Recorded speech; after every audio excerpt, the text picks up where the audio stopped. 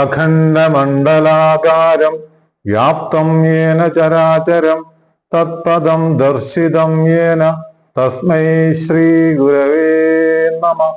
ഓം ശാന്തി ശാന്തി ശാന്തി.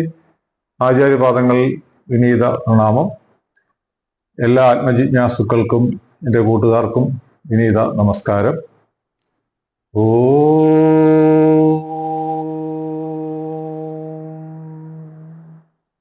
ആചാര്യോ വേദസമ്പന്നോ വിഷ്ണുഭക്തോ വിമത്സരഃ മന്ത്രജ്ഞോ മന്ത്രഭക്തശ്ച സദാ മന്ത്രാശ്രയശുചി ഗുരുഭക്തി സമായുക്ത പുരാണജ്ഞോ വിശേഷവിത് ഏവം ലക്ഷണസമ്പന്നോ ഗുരുരിത്യഭിധീയതേ. ഓം ശാന്തി ശാന്തി ശാന്തി.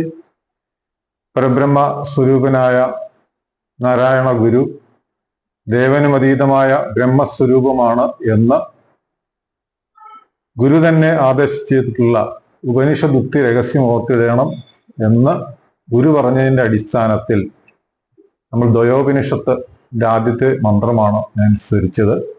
അതില് ഒരു ഗുരുവിന് വേണ്ട 10 ലക്ഷണങ്ങളുണ്ട്.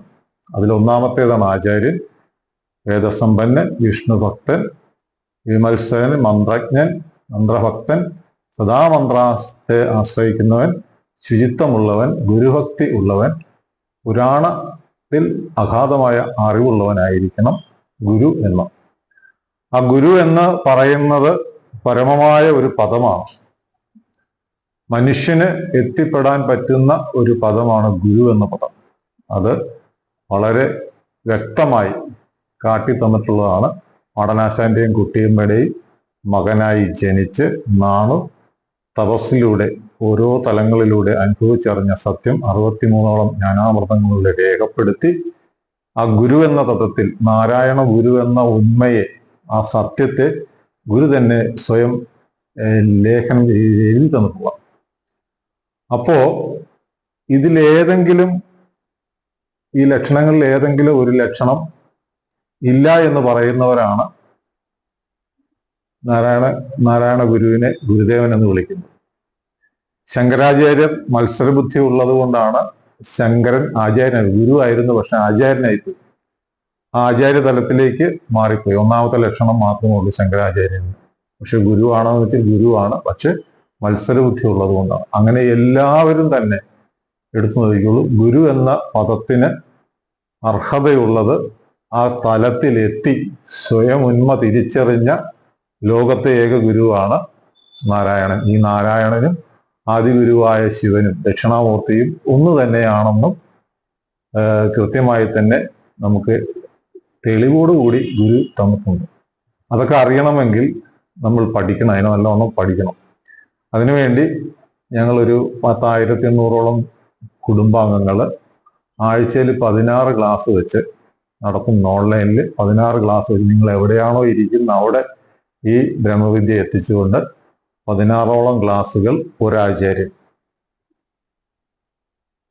ശ്രീനാരായണ ധർമ്മ പരിപാലന യോഗത്തിൽ നിന്ന് ഞാൻ പരിചയപ്പെട്ട ഒരാചാര്യൻ ശ്രീ വിശ്വപ്രാശൻ വിജയൻ സാറ് ഈ 16 ക്ലാസ്സും ഒരാഴ്ചയിൽ നടത്തുന്നുണ്ട്. ആഴ്ചയിൽ വിചിന്തനം ചെയ്ത് പഠിക്കുന്ന ആത്മജിജ്ഞാസുക്കൾക്ക് കൃത്യമായി നമുക്കറിയാൻ സാധിക്കും നാരായണ ഗുരു എന്താണ് ഗുരു എന്ന് നമുക്ക് അറിയാൻ സാധിക്കും. നാരായണ ഗുരു എന്തെന്ന് ചോദിച്ചാൽ പല പല വ്യാഖ്യാനങ്ങളും പല പല ഇതും. ഇപ്പോൾ ഒരു പുതിയ കണ്ടുപിടുന്ന പരമഹംസദേവൻ, ആ എന്താണെന്നും ഹംസം എന്താണെന്നും ദേവൻ എന്താണെന്നൊക്കെ പഠിച്ചു കഴിയുമ്പോഴത്തേക്കാണ് ഒരിക്കലും ഗുരുനിന്നെ അല്ലാതെ വേറൊന്നുമില്ല എന്ന് നമുക്ക് സ്വയം തെളിയും.